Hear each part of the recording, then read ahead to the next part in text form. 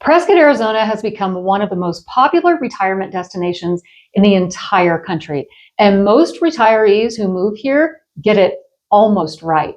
But there are a handful of things nobody tells you until after you've already bought the house. In the next few minutes, we'll walk you through exactly what you need to know before you make this move, so you don't learn it the hard way.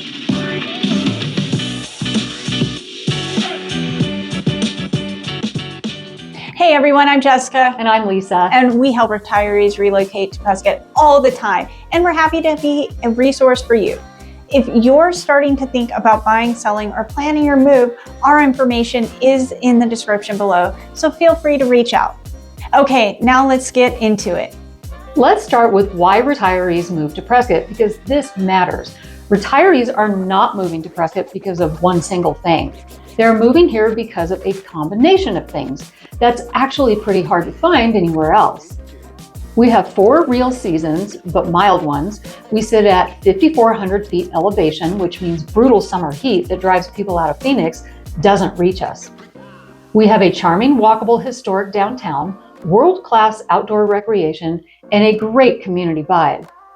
Most of the retirees we work with are coming from California, the Pacific Northwest, the Phoenix area, or the Midwest. They're not running away from something as much as they're running towards something. A slower pace, a more intentional life, and a home that finally fits in the chapter they're in. If that sounds like you, you're in good company. But getting it right takes more than just falling in love with the scenery. So let's talk about what actually matters. The climate here is the first big misconception we have to correct people about. People hear Arizona and they picture Phoenix with Soros and 120 degrees in July and no green in sight. Prescott is not that Arizona. We are a mile high. We have pine trees, granite mountains, real autumn colors, and yes, we actually get snow in the winter. Usually a handful of light snow that melts within a day or two, occasionally a bigger storm, but nothing like the snow belts back east or in the Colorado mountains. What you'll really enjoy is the summer. While Phoenix is hitting 120 degrees, we're typically in the mid-80s with cool evenings. You can sit on a patio in July. You can hike at noon in May. You can sleep with the windows open most of the year. For retirees coming from the heat or the gloom, the climate alone is often what closes the deal. Just go in with realistic expectations. Yes, you'll need a winter jacket, and yes, you might shovel a driveway once or twice a year, or better yet, have someone do it for you. Now, this is the one we want every retiree to take seriously, and that's healthcare, because it's the one question we see people forget to ask until it's too late. Prescott has solid healthcare for a town our size. We have 2 hospitals in the immediate area, Yavapai Regional Medical Center in Prescott, and its sister campus in Prescott Valley, and a strong network of primary care doctors, specialists, and outpatient services. For routine care, day-to-day needs, and most common procedures, you're in very good hands here. Where you need to plan ahead is for highly specialized care. If you have a complex condition that requires a major medical center, you may end up driving down to Phoenix for certain specialists or procedures. That's about a 2-hour drive, and most of our retired clients are perfectly fine with that trade-off. They'd rather live in Prescott and drive occasionally than live near a hospital they hope they never need. The important thing is to think about this honestly before you move. Talk to your current doctors. Ask what kind of follow-up care you might need over the next 10 or 20 years, and then plan accordingly. This next one is really important as well. A lot of retirees move to Arizona thinking it's going to be dramatically cheaper than where they came from. The truth is more complicated. In the COVID years, the sudden influx of buyers dramatically changed Prescott's home prices, so that's something to be aware of. But a good thing is that Arizona generally is tax-friendly for retirees. Social Security is not taxed at the state level. Our property tax rates are lower than a lot of areas in California and Washington, and we don't have some of the heavy state taxes you may be leaving behind.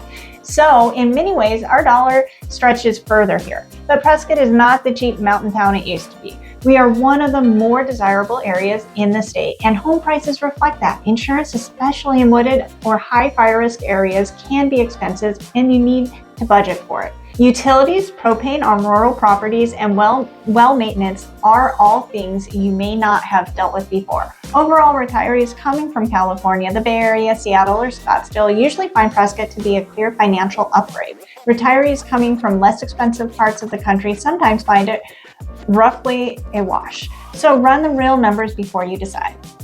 Here's another important point, and this is where we see retirees make the biggest emotional decisions, and we want you to think about this strategically. The house that excites you at 62 is not always the house that's going to serve you at 78. So when we're shopping together, we're always thinking about two homes at once. The one you want today and the one that will still work for you when stairs are harder, when yard work is less fun, and when you may want to be closer to amenities. That doesn't mean you have to buy a single-story patio home tomorrow. Some of our retired clients absolutely want acreage, horses, a workshop, room to garden, and they have the energy and the plan to enjoy it for decades. Others want a low-maintenance home in a community where the HOA handles everything and they can lock the door and travel. Both choices are right depending on the person. What matters is that you make that decision with your eyes open, not by accident. One of the biggest fears retirees have about moving to a smaller town is, what if I get bored? What if I can't make friends? We hear this all the time, and we get comments about it on our YouTube channel, and we want to put it to rest. Prescott has one of the most active social scenes for retirees that we've ever seen. We have clubs for almost everything: hiking, golf, pickleball, photography, classic cars, wine, books, quilting, music, woodworking, even chess, you name it, we have it. We have a vibrant arts community, live music year-round, a historic courthouse square that hosts events nearly every weekend, and faith communities of every kind. Almost everyone here moved from somewhere else, which means people are open, they're curious, and they want to meet you. If you're willing to say yes to a few invitations in your first 6 months, you'll have a circle of friends before your first year is up. Boredom is not the problem here. The problem is usually the opposite. There's too much going on and you have to pick. This next one is a practical one that a lot of retirees underestimate. Prescott is not on a freeway. The closest interstate is about 30 minutes away, and the closest major airport is Sky Harbor in Phoenix, which is roughly 90 minutes to 2 hours away, depending on traffic. We do have a small regional airport with limited commercial flights, one to Los Angeles and one to Denver, which is convenient for some routes, but for most retirees, you'll be driving to Phoenix for big trips and family visits. Fortunately, there is a shuttle that leaves from Prescott several times a day and drops you off at whatever terminal you're leaving from. If your children, grandchildren, or aging parents are spread out across the country, think about how often you'll be traveling and what does that drive look like. Most retirees adjust quickly and even come to enjoy the drive down through the desert. But if you're someone who flies twice a month for work or family, factor that into your decision. Some clients end up choosing a home closer to the highway corridor for exactly this reason, and that's a smart move. Here's something almost nobody warns you about. Prescott sits at over 5,000 feet, and if you're coming from sea level, from California, Florida, Texas, or coastal Washington, your body will notice. Most people adjust within a few weeks, but in that first month or two, you may feel a little more winded on hikes, you may sleep differently, and you may need to drink more water than you're used to. And here's a tip for horse owners. Horses need to make the same adjustments, so give them time to get used to the altitude as well. It's not a medical emergency, it is just real, and it's helpful to expect it. The bigger adjustment is emotional. You've left a place where you knew the grocery store layout, the best coffee shop, your hairdresser, your doctor, and your neighbors. The first 6 months in any new town are transition, and Prescott is no different, so give yourself a break. Say yes to things, join one club, find one regular coffee spot. By 9 months or 10, you'll feel like you've lived here for years, and you'll wonder why you waited so long. Here are the mistakes we see retirees make most often, so let's save you from a few common ones. Mistake number 1, buying the very first home you see in person because you flew out here for a weekend and felt the pressure. Take a breath. The right home is worth a second trip or staying longer than a weekend. Mistake number 2, buying based on Zillow estimates rather than actual local pricing. Our market does not behave like Zillow's algorithm thinks it does. Mistake number 3, underestimating insurance costs. especially in wooded areas with fire risk. Always get a real insurance quote before you write an offer. Mistake number 4, not thinking about resale. Even if this is your forever home, life changes and you want to buy something that will still appeal to the next buyer down the road. And mistake number 5, trying to do all of this from 1,000 miles away without a local expert who's actually walking properties for you, sending you honest video tours and telling you when something is wrong with the house. You don't have to do this alone.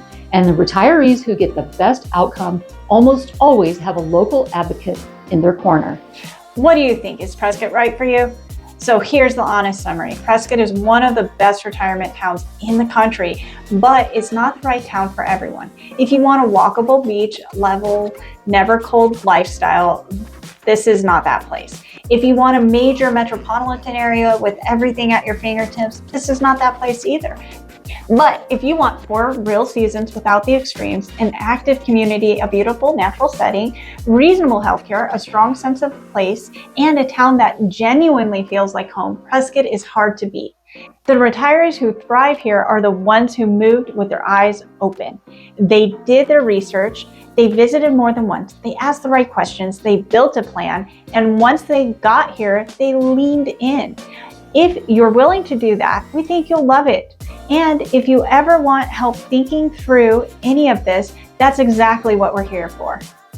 If this was helpful, please be sure to like and subscribe. We post videos every week from real estate tips to home and neighborhood tours, the best things to do in Prescott, and more. And as always, if you're seriously starting to plan your move to Prescott, our information is in the description below, and we'd love to be a resource for you, whether you're ready next month or several years from now. Thanks for watching, and we'll see you in the next one. Bye. Bye.